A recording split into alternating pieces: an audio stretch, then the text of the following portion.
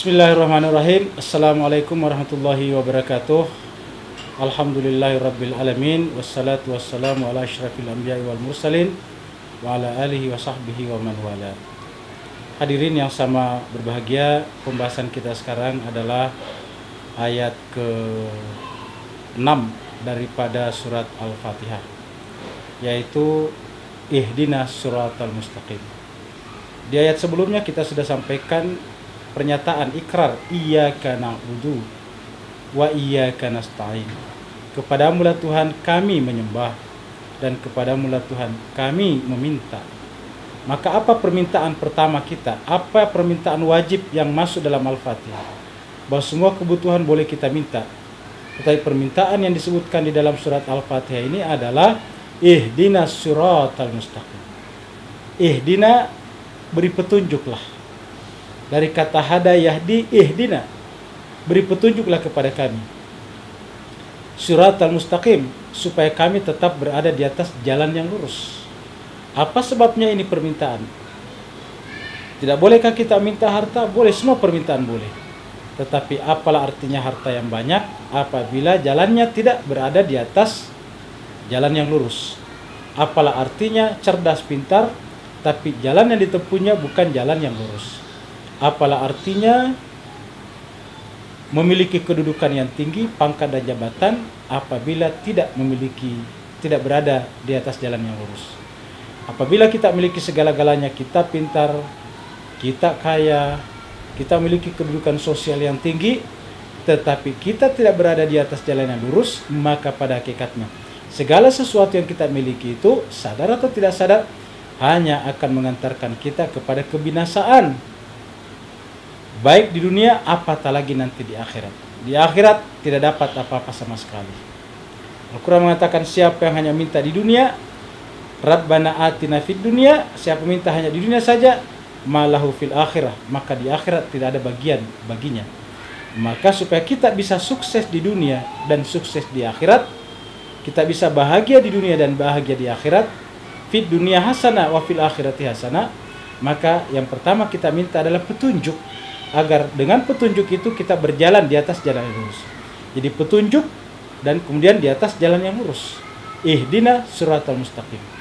Perhatikan bahwa di ayat ini pun masih menggunakan kata na ihdina, yaitu nahnu kami. Seperti mana pada ayat sebelumnya, iyyaka na'budu wa iyyaka nasta'in.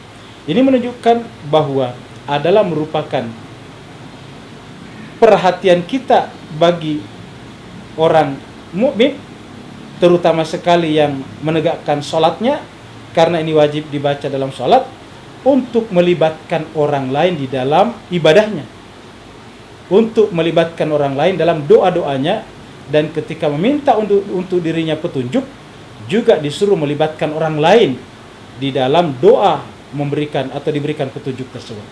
Ketika berdoa untuk berjalan di atas jalan, diberikan petunjuk untuk berjalan di atas jalan yang lurus, maka harus melibatkan juga orang lain dalam doa itu, supaya orang lain itu juga berjalan di atas jalan yang lurus. Kalau semua orang berpikir seperti ini, maka cara pandang kita kepada orang lain adalah cara pandang kasih sayang, cara pandang Ar-Rahman, seperti yang Allah ceritakan dirinya di dalam ayat 3 tadi. Kita melihat dengan kasih sayang, maka kita mendoakan mereka semuanya dengan kata-kata ihdinas siratal mustaqim. Karena siapapun orangnya butuh petunjuk, siapapun orang yang berjalan di atas jalan yang bengkok, pada dasarnya butuh untuk kembali kepada jalan yang benar.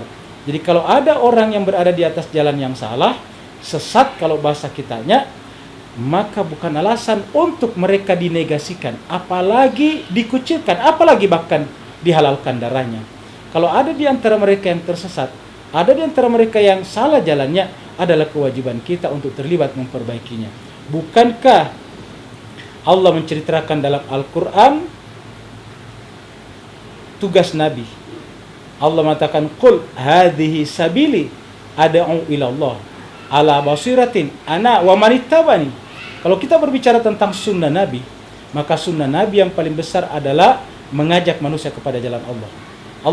Nabi mengatakan, man ahya sunnati faqad ahabbani wa man ahabbani kana ma'i fil jannah. Siapa yang mencintai sunnahku, maka menunjukkan dia mencintai aku.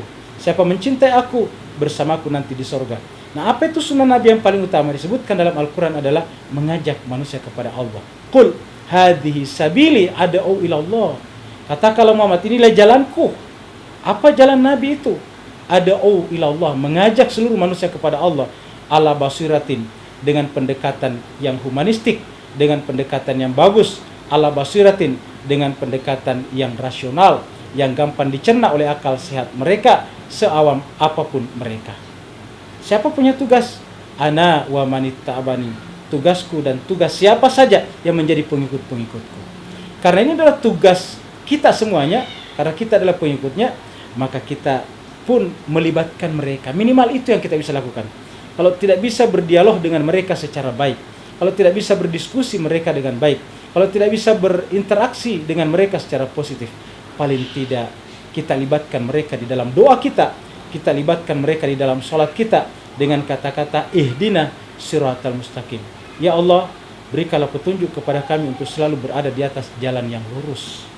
Kata-kata ihdina itu adalah kata kerja perintah dari kata hada yahdi, lahir kata hudan. Apa itu hudan? Adalah Al-Quran. Nanti pada saat kita membaca surat Al-Baqarah, ayat keduanya langsung Allah menjawab, zalikal kitab la raiba fihi hudan. Jadi pada saat kita akan ihdinas siratal mustaqim, Allah mengatakan zalikal kitab la raiba fihi hudan, petunjuk lil muttaqin. Di tempat lain Allah mengatakan bahwa wa kadzalika auhayna ilaika ruhan min amrina. Begitulah kami mewahyukan kepada kaum Muhammad ruhan, ruh Al-Quran, substansi daripada Al-Quran, min amrina, dari sisi kami. Sebelumnya kamu tidak tahu apa itu kitab suci. Ma kunta tadrimal kitab. Kamu sebelumnya tidak tahu apa itu kitab suci. Dan juga kamu tidak tahu apa itu iman. Tetapi kemudian kitab suci itu kami jadikan ja'alnahu nuran. Kami jadikan itu sebagai cahaya di dalam diri kamu. Sehingga setelah Al-Quran itu menjadi cahaya dalam diri kamu Muhammad, maka kemudian kamu bisa memberikan petunjuk kepada orang lain. Jadi Al-Quran ini bisa menjadi petunjuk apabila menjelma ke dalam diri kita. Seperti mana Nabi bisa memberikan petunjuk kepada orang lain, karena Al-Quran itu telah menjelma dalam dirinya menjadi nur, menjadi cahaya. Cahaya itu artinya menerangi.